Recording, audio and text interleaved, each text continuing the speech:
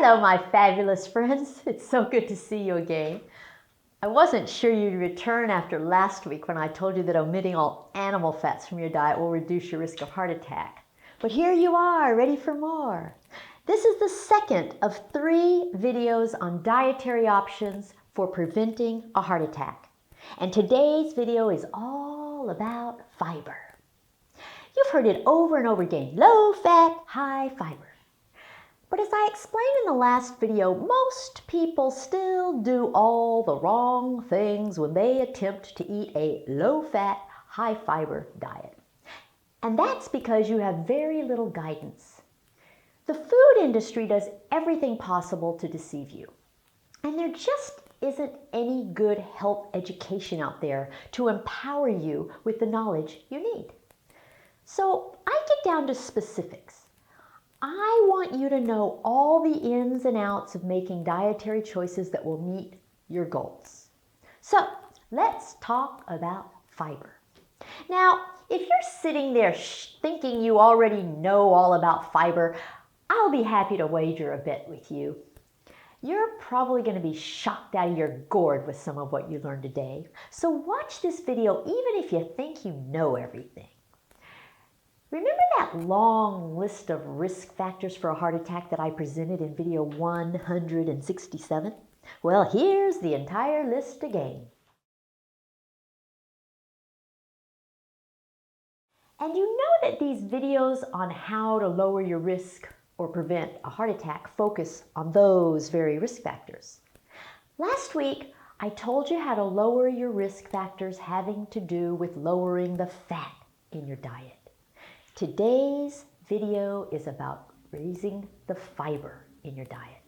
Now, there isn't a risk factor specifically devoted to fiber, but even though you don't see the word fiber in the entire list, it is there. It's just hidden. In other words, many of the risk factors that are listed really have to do with fiber. So here's the list of risk factors again, this time with all the ones that pertain to fiber highlighted.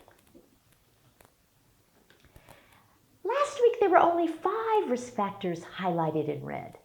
There was high lousy LDL, low healthy HDL, total cholesterol to HDL ratio of greater than 4, high triglycerides, and high homocysteine level. Today I've added one more, diabetes.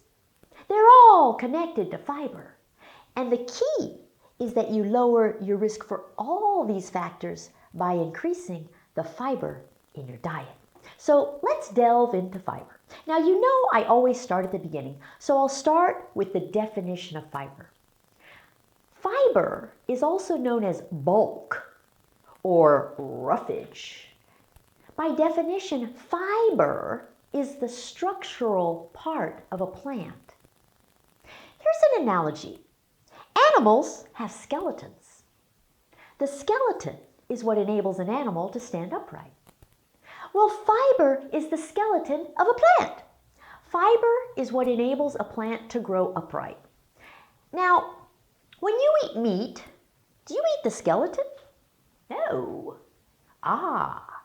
But when you eat a plant, you do. And that's a good thing because the fiber offers huge benefits. Your body can't digest the skeleton of an animal, and it can't digest the fiber of a plant either.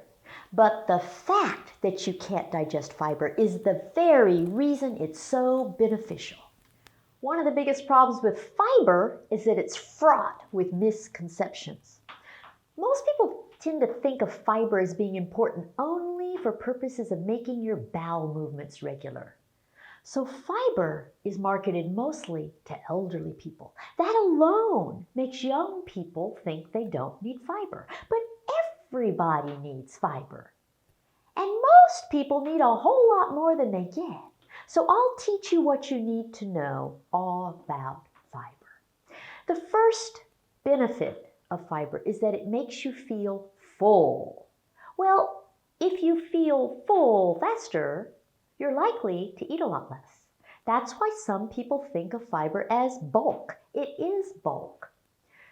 The critical feature of fiber is that it must be whole grain. Whole grain means that the fiber surrounds the entire starch granule to form a kernel. It's not cracked or crushed or adulterated in any way.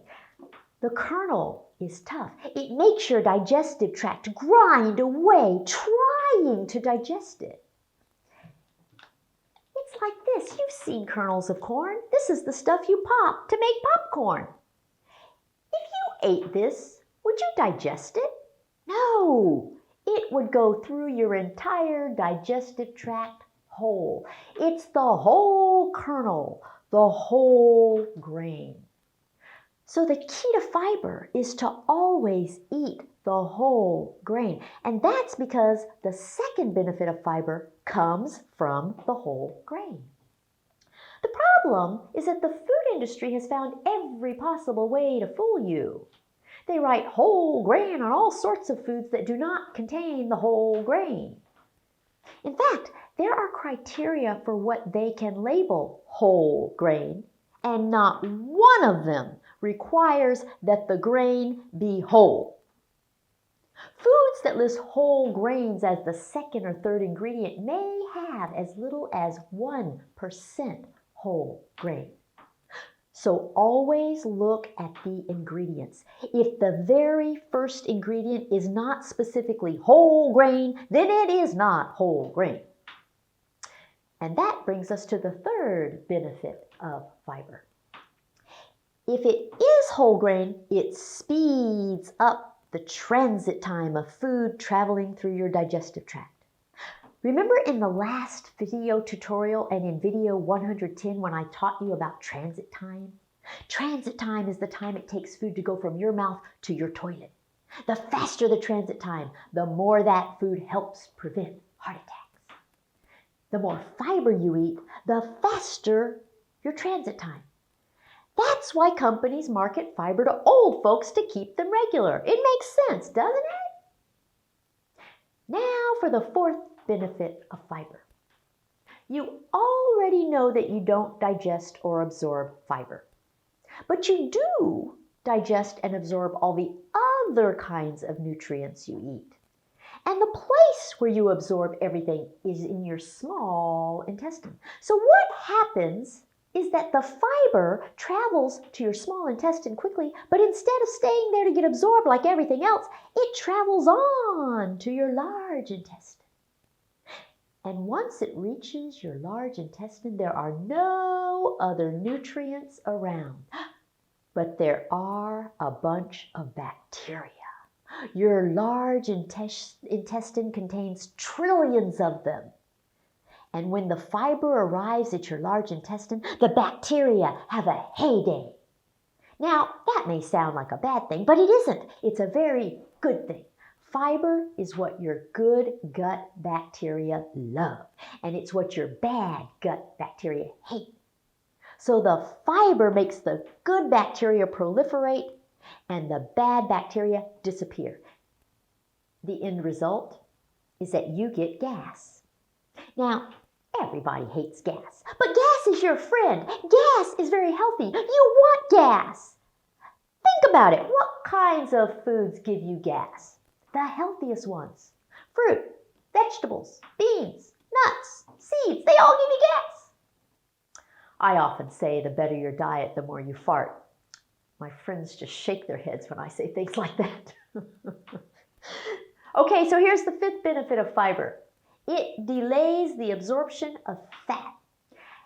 Now, don't make the mistake of confusing absorption time of nutrients into your bloodstream with transit time of food through your digestive tract. The two are completely different things. You want slow absorption of nutrients into your bloodstream so that your liver doesn't get bombarded with too much at one time. You especially want slow absorption of fat, which is very hard on your liver. But you want fast transit of food through your digestive tract so that it doesn't have time to leave behind waste products. I like to think of it as the difference between a waste product spelled W-A-I-S-T, and a waste product spelled W-A-S-T-E. Fat is a waste product, meaning it ends up around your waist. Fiber is a waste product. It isn't absorbed and it exits your body. Or, here's another way to think about this. It's fat or fart. You can eat foods that turn into fat, or you can eat foods that turn into farts. Fat is bad, farts are good. Don't ask me how I come up with these things. My mind works in very strange ways. But if it helps you learn, that's all I care about. And now for the sixth benefit of fiber. Back in video 118, I taught you how to read a nutrition label. I color-coded a nutrition label and addressed each section of it. You might recall seeing this. I want you to focus on the area in blue. It's the carbohydrate section, and here it is in isolation. You can see that there are two components to carbohydrates, fiber and sugar. Fiber is good, sugar is bad. So you want a lot of fiber and only a little sugar. The key is to realize that you want the fiber to balance the sugar. So let's go back to basics. Think about fresh fruit. Good old fresh fruit. Fresh fruit is sweet, it's succulent, and that sweet taste is sugar. So why is it good for you? I mean, if sugar's bad for you, why is the fruit good for you? Because of the fiber. The fiber balances the sugar. That's the big ticket item right there. Naturally occurring sugars that are balanced by naturally occurring fiber do not have the harmful effects that other sugars have. So whenever you look at a nutrition label, you want to pay attention to the ratio between the fiber and the sugar. In video 118, I referred to this as the 5-to-1 rule. Look at the number of grams of total carbohydrate. Then look at the number of grams of fiber. Divide total carbohydrate by fiber. If the number is 5 or less, buy it. If the number is more than 5, put it back on the shelf. Remember, your total carbohydrate content consists of only two things, fiber and sugar. That means all the carbohydrates that are not fiber are sugar. The goal is for the fiber to dominate the grams of carbohydrate. You want a high number for fiber, and you want a low number for sugar. If the fiber balances the sugar in a 5-to-1 ratio, the food will decrease your risk for a heart attack. If the number you get when you divide the total carbohydrates by the fiber is greater than 5, the food will not decrease your risk for heart attack. Okay, now that brings me to a specific type of item. There are so many trends that lead you astray.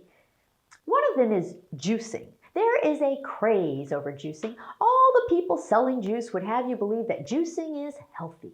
They tell you that you get all the nutrients when you juice, and people believe them. So now there are all sorts of juicing restaurants and juicing bars and juice products. There's freshly squeezed juice. Everybody's juicing. There's juicing machines. Well, I'm sorry to be the one to break the news, but juicing destroys all the benefits of the original fruit or vegetable. Why? Because of this. You end up totally discarding all the fiber when you juice. You remove the part that balances the sugar, and you're left with nothing but sugar. Believe it or not, there is more sugar in juice than there is in a soft drink. 100% fruit juice contains 1.8 grams of fructose per ounce, and soda pop contains 1.7 grams of fructose per ounce. And it doesn't matter if the fruit was organic or homegrown or self-squeezed or any of that stuff. Once you turn any fruit into juice, you have erased all the fiber. So if you drink any kind of juice, consider it dessert. It's not nutritious. The vitamins in juice do not outweigh the sugar content. And what about smoothies? That's the other craze. Throw some fruit into a blender, add some ice or yogurt, and blend away.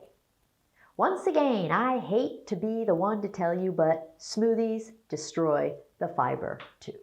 The problem is that the shearing action of the blender blades destroys the fiber. The sugar of the fruit is absorbed as if there were never any fiber at all. So like juicing, smoothies constitute dessert. So just keep it simple. Just eat the whole fruit. It's just a lot like the whole grain. When you mess with either one, you forfeit the benefits. Just as I did in the last video on dietary fats, I'm now going to tell you the best and worst diets for preventing a heart attack with regard to fiber. And again, I'll tell you the worst ones first. The absolute worst kind of diet for preventing a heart attack is any diet that limits your fiber. So once again, any diet that involves eating a lot of animal products is absolutely awful for preventing a heart attack. These include the Atkins diet and the keto diet. The best diets for preventing a heart attack are those that involve eating a bunch of fiber. In other words, plants. These include the Ornish diet, the low glycemic index diet, and the South Beach diet. Do you see how this all comes back to the same old thing again and again? To summarize this video tutorial, you have learned that fiber is your friend. It can significantly reduce your risk of heart attack. The problem is that almost everything you hear about fiber is wrong. I hope you can see how logical the truth is, and I'm sure you're feeling a bit duped by the food industry and society right now. But now that you know how beneficial fiber is, you can make a huge difference in your risk for heart attack. Here's a list to summarize the ways in which fiber lowers your risk of heart attack. First, it makes you feel full faster. Second, the whole grain does not get digested.